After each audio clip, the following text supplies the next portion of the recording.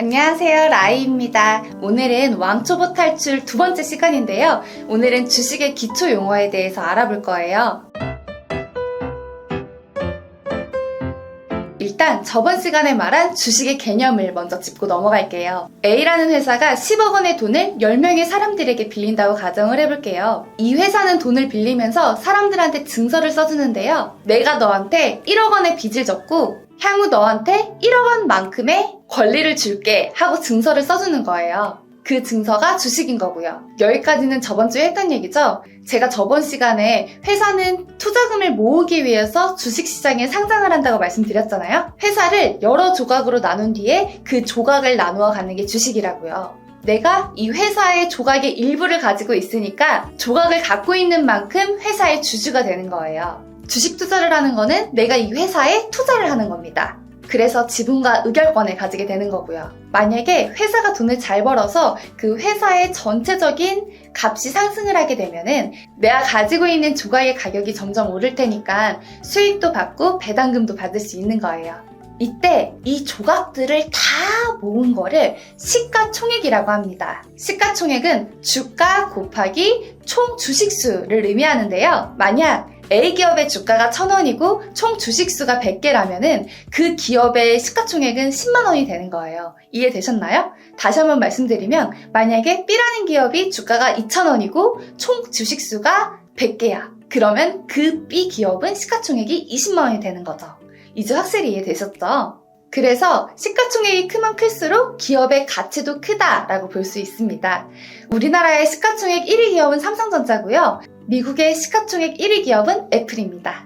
코스피, 코스닥. 이번 시간에 좀 더 자세히 다룬다고 말씀드렸죠. 코스피는 한국 종합주가지수의 영어 앞글자를 딴 용어로 유가증권지수의 종합지수를 뜻합니다. 코스피에 상장하기 위해서는 여러 가지 조건이 필요한데 크게 세 가지만 보면 자기자본 300억 이상, 상장 주식수 100만 주 이상, 일반 주주 700명 이상이어야 하는 조건들이 있어요. 코스피 같은 경우에는 조건이 좀 까다로워서 대기업들이 많이 있어요. 삼성전자, LG전자, 현대차 이런 기업들이 코스피에 상장되어 있습니다. 코스닥은 한국전자거래 시스템으로 운영되는 한국의 장외 주식거래 시장의 영어 앞글자를 딴 용어인데요. 전부는 아니지만 중소벤처기업들이 자금을 마련하기 위한 주식시장이라서 코스피보다는 상장 조건이 조금 덜 까다롭습니다. 카카오게임즈, YG엔터가 코스닥에 상장된 기업입니다. 참고로 카카오게임즈, 삼성전자, 현대차 이런 기업들의 종목이라고 합니다. 여기까지는 아주 잘 아시겠죠? 자, 그럼 우리 이제 거래량에 대해서 알아볼 건데요. 거래량은 말 그대로 주식이 거래된 양을 뜻해요. 이 거래량을 통해서 주가와 시장을 판단하는 아주 중요한 지표가 된다고 생각하시면 됩니다. 좀 더 쉽게 설명드려볼게요. A는 100주가 있는데 100주를 팔고 싶어 해요. B는 0주를 가지고 있는데 100주를 사고 싶어 해요. 이 둘이 만나서 거래를 하게 되면은 거래량이 100이 되는 거예요. 200이 되는 게 아닙니다. 100주를 팔았고 100주를 샀으니까 거래량은 100주가 된다고 생각하시면 됩니다. 그럼 거래대금은 무엇일까요? 거래된 주식의 가격과 거래량을 곱한 게 거래대금입니다. 주가 곱하기 거래량이 거래대금인 거죠. 아까 A가 100주를 판 거를 예를 들었죠. 1주당 1,000원에 팔았다고 가정을 하면은 여기서 거래대금은 10만 원이 되는 거고 만약에 200주를 팔았다라고 하면 거래대금은 20만 원이 되는 거예요. 자, 여기서 깨알 상식. 주식을 사고 팔았다고 했죠? 주식을 사는 건 매수, 주식을 파는 건 매도라고 합니다. 그리고 주식을 매수하고 나서 매도할 때 손해를 보고 파는 걸 손절이라고 하고 이익을 내서 파는 걸 익절이라고 합니다. 자, 그럼 매수 매도를 할 때 알아야 되는 단어들이 몇 개 있죠. 호가, 동시호가, 현재가, 시장가, 지정가 등이 있는데요. 먼저 호가에 대해서 설명드릴게요. 호가는 내가 주식을 팔겠다 혹은 사겠다 라고 제안하는 가격을 얘기해요. 여기서 호자는 부를 호자를 써서 가격을 부른다 라는 의미입니다. 매수 호가라고 하면 주식을 사겠다고 하는 가격인 거고요. 매도 호가라고 하면 주식을 팔겠다라고 하는 가격인 거예요. 근데 그럼 동시호가는 뭘까요?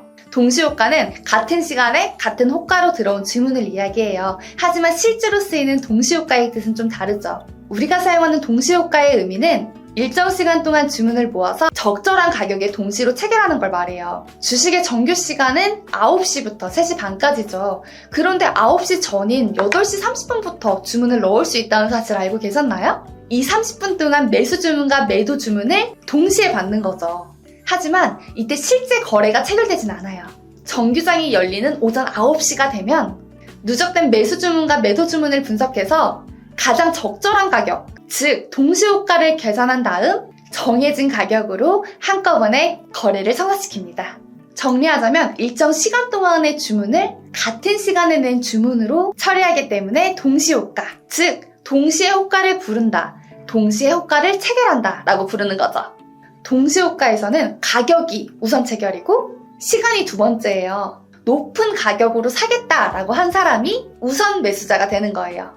자, 주식 정규 시간에 매수 매도를 하려고 보면은 가격이 막 변동되고 있죠. 변동되는 현재의 가격, 그게 바로 현재가입니다. 현재가는 참 쉽죠? 그리고 나서 매수 매도를 하려고 보니까 지정가, 시장가 이런 말들이 있는데요. 이건 또 뭘까요?